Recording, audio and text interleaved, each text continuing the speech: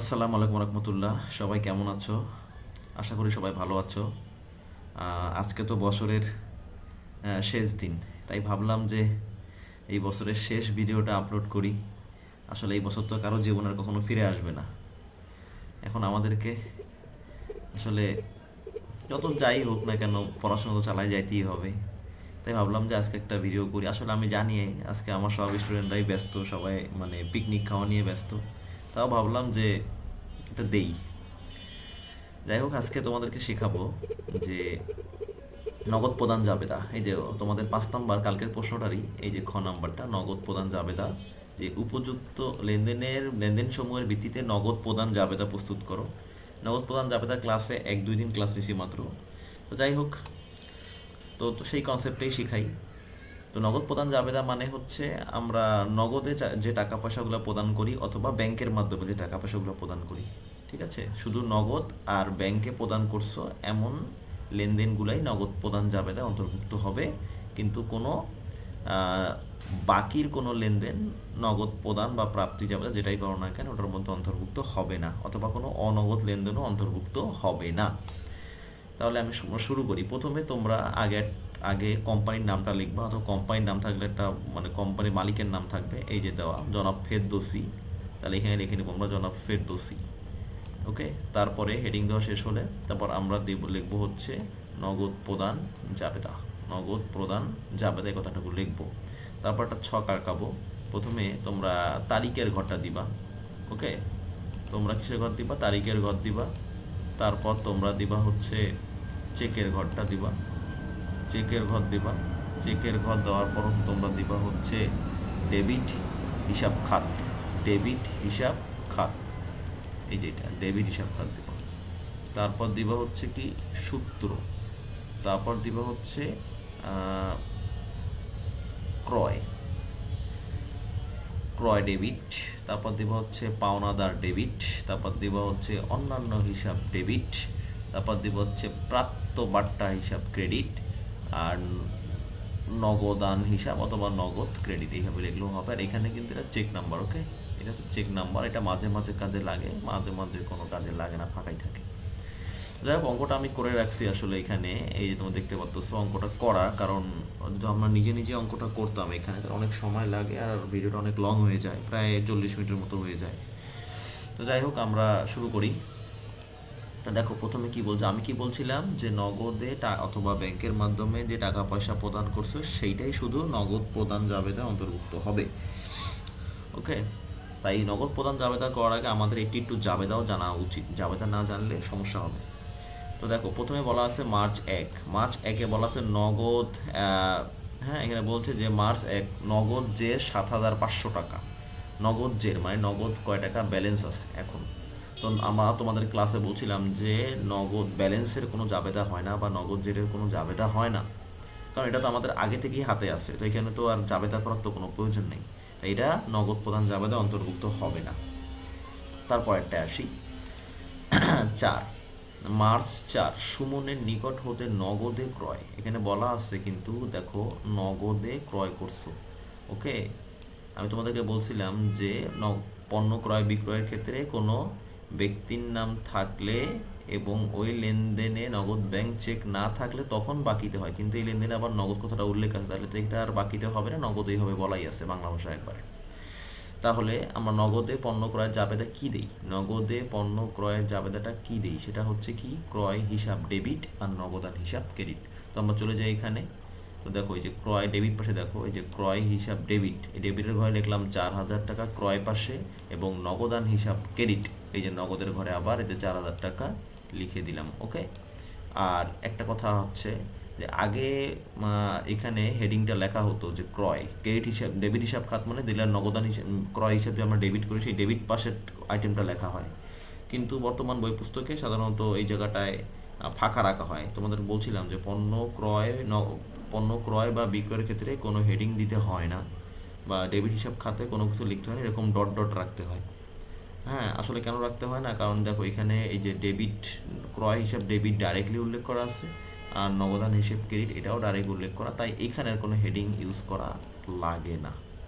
তবে কেউ যদি দিতে চায় দিতে পারো, যদি দেও তাহলে দিবা হচ্ছে ক্রয় হিসাব।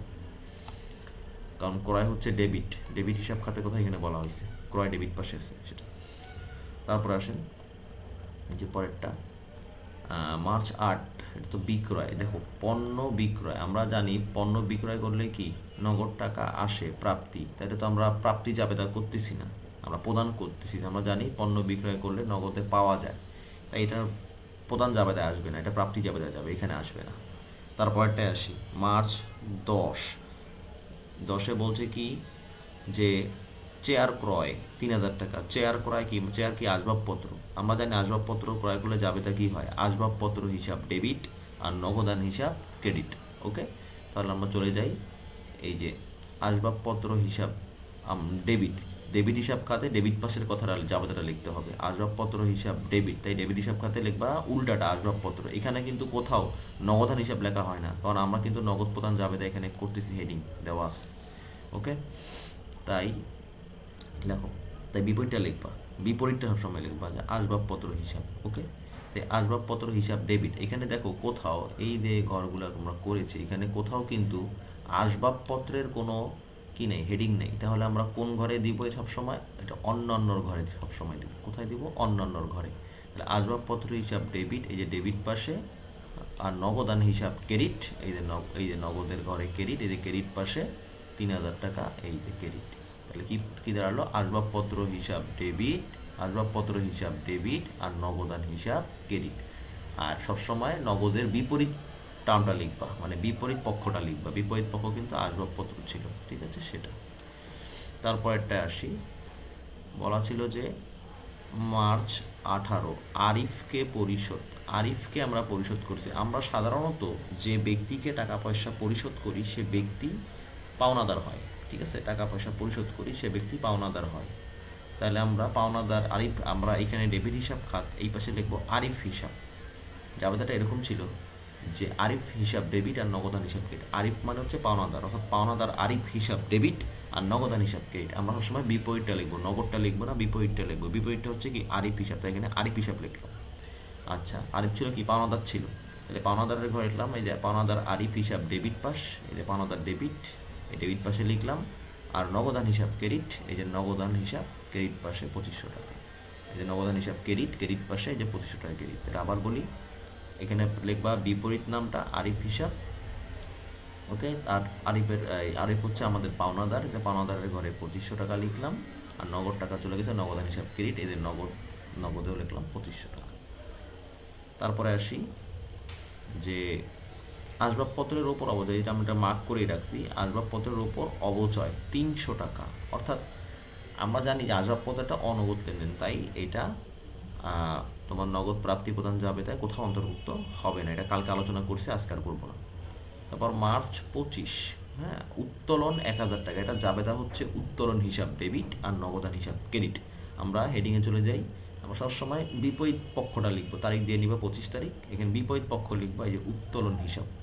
ওকে, তারপর জাবেদা কী ছিল, উত্তোলন হিসাব ডেবিট আর নগদান হিসাব ক্রেডিট। তো উত্তোলন যে ডেবিট লিখবো, এখানে উত্তোলনের কি নেই, কোনো ঘর নেই, তাহলে আমাদের কোন ঘরে লিখতে হবে, অন্যান্যর ঘরে। তাহলে উত্তোলন হিসাব ডেবিটটা আমরা অন্যান্যর ঘরে লিখবো, উত্তোলন হিসাব ডেবিট, এই যে ডেবিট কিন্তু দেওয়া আছে, হ্যাঁ, এই যে ডেবিট কথাটা, উত্তোলন হিসাব ডেবিট 1000 টাকা আর নগদান হিসাব ক্রেডিট, এই যে নগদান হিসাব ক্রেডিট, এই যে 1000 টাকা এখানে বরাবর, 1000 টাকা নগদান হিসাব ক্রেডিট 1000 টাকা। ওকে, তারপর আসি বেতন পরিশোধ। বেতন পরিশোধ 1500 টাকা, মার্চ 28, বেতন পরিশোধ 1500 টাকা। এটা জাবেদা কি, বেতন হিসাব ডেবিট আর নগদান হিসাব ক্রেডিট। তো আমরা বিপরীতটা লিখবো, বিপরীতটা কি, নগদের বিপরীতটা বেতন ছিল, তাই মানে লিখবো বেতন। ওকে, বেতন হিসাব লিখবো, এই যে বেতন হিসাব। তাহলে জাবেদাটা কী ছিল, বেতন হিসাব ডেবিট আর নগদান হিসাব ক্রেডিট। তো বেতন হিসাব যে ডেবিট লিখবো, এখানে কোথাও কি বেতন আছে, কোথাও বেতন নাই, তাহলে লিখতে হবে কোথায়, অন্যান্যর ঘরে। তাই লিখলাম অন্যান্যর ঘরে, এই যে ডেবিট পাশে বেতন হিসাব ডেবিট আর নগদান হিসাব ক্রেডিট, নগদের ঘরে নগদান হিসাব ক্রেডিট। ওকে, 1500 টাকা। তো যাই হোক, আমাদের এতটুকু হয়ে গেছে, এখন আমাদের হিসাব কিতাবে আসতে হবে। তো এখন আমরা আগে যোগ বিয়োগ করব, ঠিক আছে। যোগ বিয়োগ করি, এখানে একটা দাগ দিবা, এখানে এইভাবে একটা দাগ দিয়ে নিবা, আমরা আগে থেকে দাগ দিয়ে রাখছি, এইভাবে একটা দাগ দিবা। দাগ দেওয়ার পরে এখানে আর কোনো কিছু লেনদেন নাই, তাহলে 4,000 টাকা যেটা সেটাই বসবে। তো এখানে মোট লিখে নেবেন পাশে 4,000 টাকা। ওকে, 4,000 টাকা লিখে নেবেন। তারপরে হচ্ছে কি এখানে কোনো কিছু নাই, এটা 2500 টাকা, এটাও লিখে দেন, যা আছে তাই যোগ করলে।